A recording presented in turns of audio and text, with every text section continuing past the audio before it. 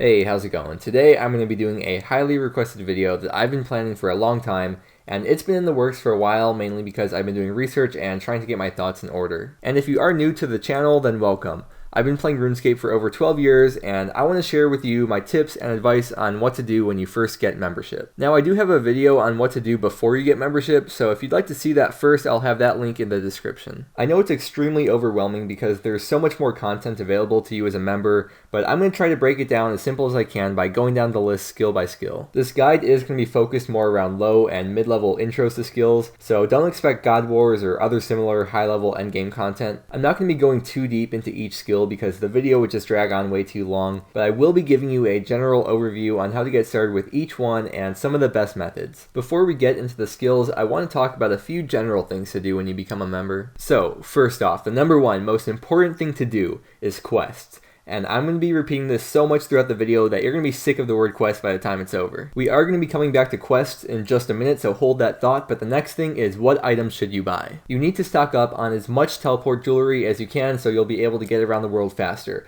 And some of these items would be Ring of Dueling, Games Necklace, and Amulet of Glory. The more teleports you have, the better, because you'll be able to get quests done so much faster and hop between skilling methods without wasting so much time. Quests will help unlock teleports as well, such as starting Fairy Tale Part 1, you'll unlock Fairy Rings, and Light and Journey will unlock the Balloon Transport System, and Tree Gnome Village will unlock the Spirit Tree. And since we're on the topic of teleports, now as a member you'll have access to all 4 spellbooks and a lot of new teleports. For the Lunar spellbook you need to do Lunar Diplomacy, for the Ancient spellbook you need to do Desert Treasure, and for the Archaeus or Necromancy spellbook you need at least 60% favor in the Archaeus house on Great Karen. Just as a side note, Great Karen is a city in Zaya, which is a huge new continent that's currently in the process of being expanded, which you can access from Port Sarim for free. But you can only be on one spellbook at a time, and sometimes it can be a mission to swap your spellbook, so members have access to teletabs, which you can make or buy on the GE. There isn't a teletab for every teleport, but a lot of them are available, and the great thing is that you don't even need the magic level you would normally need to cast that spell. Other things you should buy is a Dragon Axe when you hit 61 woodcutting and a Dragon Pick when you hit 61 mining. And they're 5 to 10% faster than Rune, and they're assets, so you can always sell them back at any time. Although it's understandable if you can't afford a Dragon Pick yet because they're almost 3 mil,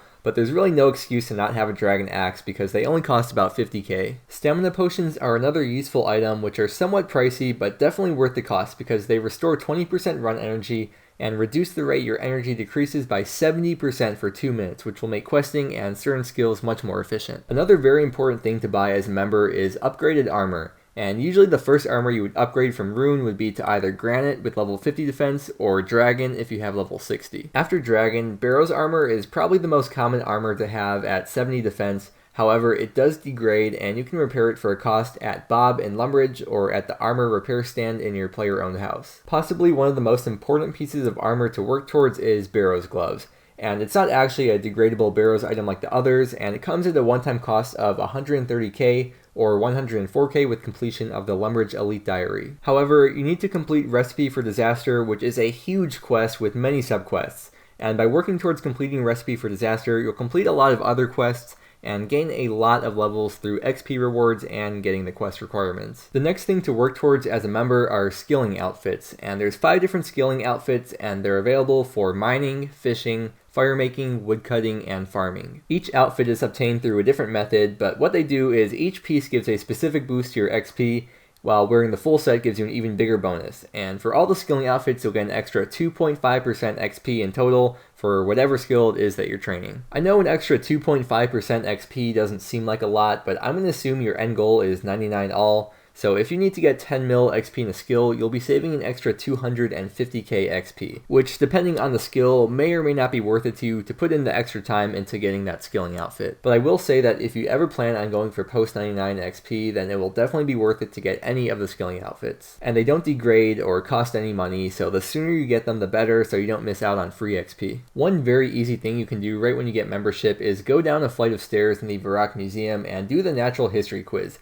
It takes less than 5 minutes and it gives you 1k Slayer and 1k Hunter XP along with 28 kudos, which you'll need eventually to go to Fossil Island. Members also have access to clue scrolls, which range from easy, medium, hard, elite, and master, with increasing requirements for each one. Clue scrolls will give you randomly generated clues for each step, and each clue scroll can take anywhere from 5 minutes to multiple hours depending on the tier, your luck, and how many teleports you have unlocked on your account. The rewards can range from anywhere from just a few hundred GP to a few hundred mil GP if you get a third age item, which are some of the most expensive items in the game. And there's actually a lot of different ways to get a clue scroll. The most common way is from a monster drop, but you can also get them from caskets, implings, barrows, pickpocketing, and even from random events. You can only have one of each tier clue scroll at a time, and a master clue can only be obtained through either receiving it as a reward from another clue scroll, or by giving up each of the other 4 tiers of clue scrolls. The next thing to talk about is pets. And there are dozens of pets in the game, and they can be obtained through training certain skills, defeating certain bosses, or doing certain minigames or quests. Pets don't fight or offer any benefits, and they're completely cosmetic and used as a way to show off. They are extremely rare to receive, and most of them take hundreds of hours on average to get, so if you get a pet, you should definitely insure it, because if you die with it on you, you cannot get it back. You can insure pets with Probita and Ardoin for 500k GP, which will allow you to get that pet back for 1 mil if you die with it. And I know it sounds expensive, but because of how rare pets are, I would highly recommend insuring them once you get enough GP. Now let's move on to the achievement diaries. And there's a specific diary for each part of the map, and they all have 4 tiers: easy, medium, hard, and elite. Each time you complete a tier, you get rewards and an XP lamp. And these rewards are extremely useful and range from unlocking areas to unlocking useful items and spells, and there's just a huge amount of benefits, and I recommend checking out the RuneScape wiki for a more in-depth idea of the rewards and requirements. And the last thing about achievement diaries is when you completely finish them, you can get the achievement diary cape, which gives you unlimited teleports to any achievement diary master in the game. So let's talk about quests now, and quests are going to be the most important thing as a member. Quests are what you need to unlock most of the stuff I just talked about. They make everything you do in the game more efficient and just improve your general quality of life while playing the game.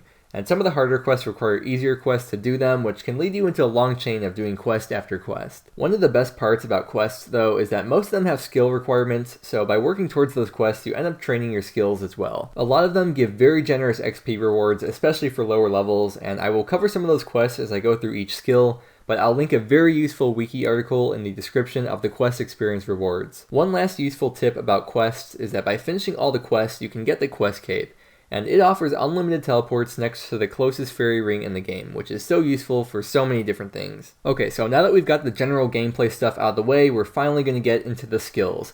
And we're going to go down the list now, starting with the combat skills: attack, strength, and defense. So I already talked about upgrading your gear, but the best way to train combat is through Slayer. And by the time you get 99 Slayer, you'll have gained more than enough XP for all 99 melee stats, so any other melee training you do will be wasted. However, it is worth it to wait until you have around level 60 in your melee skills before you train Slayer, so to get up to that point, there are a few different efficient options with low requirements. Rock crabs, sand crabs, and ammonite crabs all have high HP, low defense, and low attack, and are all commonly used to gain early levels. Make sure you check out the quest experience rewards link I put in the description so you can see all the quests to bump up your melee stats, but some of the best ones are Waterfall Quest, Fight Arena, Tree Gnome Village, and the Grand Tree. There's also the Nightmare Zone minigame, which offers some decent rewards, and if you want to learn more about it, then I would definitely recommend looking up a guide. Next skill is range, and the most important range item is Ava's Accumulator, which can be obtained after doing the Animal Magnetism quest. And what it does is it picks up almost all of your ammo, so you don't have to worry about picking it up every time.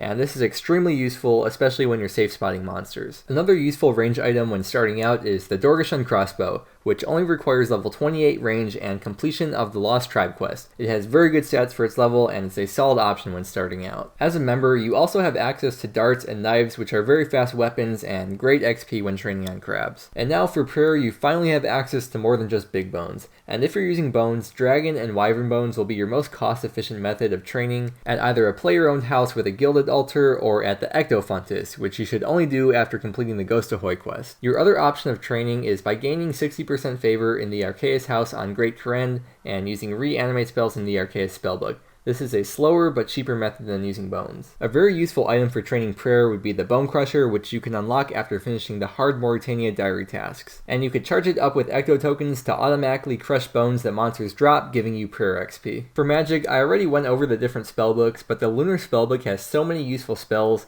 and it's a great spellbook for non-combat training and can actually profit you when training magic. And moving on to rune crafting, you should have already completed rune mysteries in free-to-play, so now you need to do the Enter the Abyss mini quest so that you can train rune crafting through the Abyss. If you need to make some money fast, you can rush to level 44 rune crafting and make some decent profit by crafting nature runes. As a member, you also have access to rune pouches which hold additional essence, and you can get them as a drop from monsters in the Abyss area, and you should really have them for any runecrafting training from here on out. Now, construction is such a useful skill and can help you in so many areas of the game, and it's arguably the most expensive skill but has some of the best benefits, so get ready to turn your house into a home and make it your best friend. The most useful things you can do are plant your own fairy ring, plant a spirit tree, and make the restoring pool in your house that can restore everything with your character, including run, prayer, energy, HP, special attack, and all of your stats. You can also store every single piece of teleport jewelry, which will give you unlimited of every teleport. And there's just so many other things you can do in your play your own house. You can craft things on the workbench, create tele tabs, repair armor, train cooking for free, store your pets, store outfits and sets,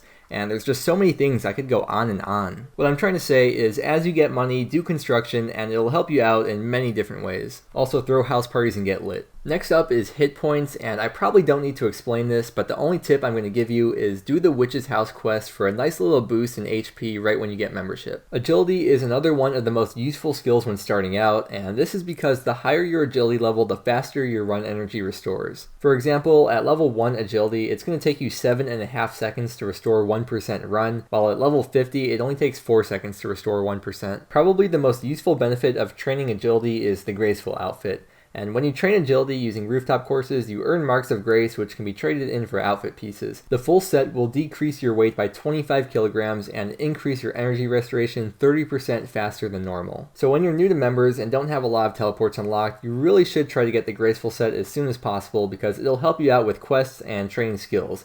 And when you use a stamina potion at the same time, you can basically run as long as you want, which is exactly what you've been watching me do this whole video. The Herblore skill is basically just making potions, and it's locked behind a quest the same way that runecrafting is locked behind rune mysteries, and in order to start training Herblore, you have to do the Druidic Ritual quest, and it's super easy and takes like 5 minutes. You don't really get much in the way of benefits unless you're an Iron Man, so it's really just a money sink skill, but the XP is fast and it can be some easy total levels if you're trying to get your rank up. For thieving, the very first thing you're going to do as soon as you log into Members World for the first time is pickpocket men and women for level 5 thieving. And from there you can move up to the Varrock Tea Stall or go straight to the Baker Stall in Ardoin. And Ardy is kind of like the main thieving place in RuneScape for all levels because there's so many stalls and NPCs to pickpocket. And as your level gets up, you should really get the Rogue's outfit because it guarantees double loot from every pickpocket, which can really add up depending on what you're thieving. Thieving can be a great way for resources early on, and if you're an Iron Man, it helps to get it up as soon as possible. With crafting, you can now make so many more things, and although flax might be tempting as a quick AFK method for cash and XP,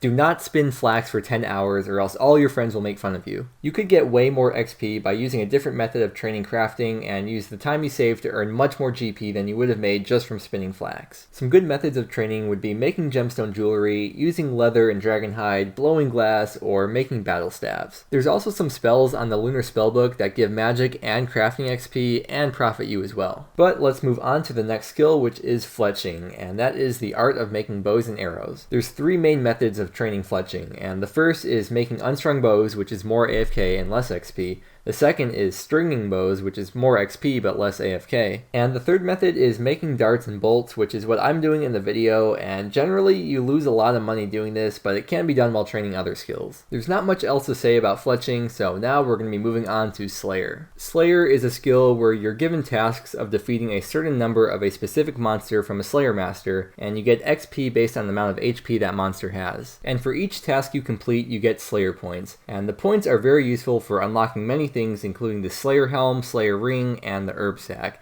And the points can also be used to block, skip, or extend tasks. Slayer is a very slow skill to start out, and I recommend rushing your melee stats to at least 60 before you even touch Slayer, so you can get the most benefit out from training the skill. Once you get to the end game, Slayer can be one of the most profitable money-making methods in the game, and you can get consistent valuable drops such as Zenite Shards, Primordial Crystals, Abyssal Weapons, and so much more. Now on to Hunter, and this is a very slow skill to start, but you can make a lot of money once you start hunting Implings, Chinchompas, and Herbivores. There's not too much to say about the skill. I mean, you're basically just trapping monsters and looting them, And people usually either love or hate this skill, so you'll figure it out for yourself, but either way, once you get your level up, the skill goes by much quicker. Now with mining, as long as you got level 30 in free to play, you are set for a while, so grab your pickaxe and go to the Motherlode mine, which is next to the mining guild in the Dwarven mines, like right next to where the scorpions are. You're going to be here till at least level 60 to unlock the prospector outfit for that bonus mining XP, so settle in, and I promise it's not as bad as people say. I also recommend staying here to unlock the gem and coal bags because they will help you out in the future. On to smithing now, and I've got 2 words for you.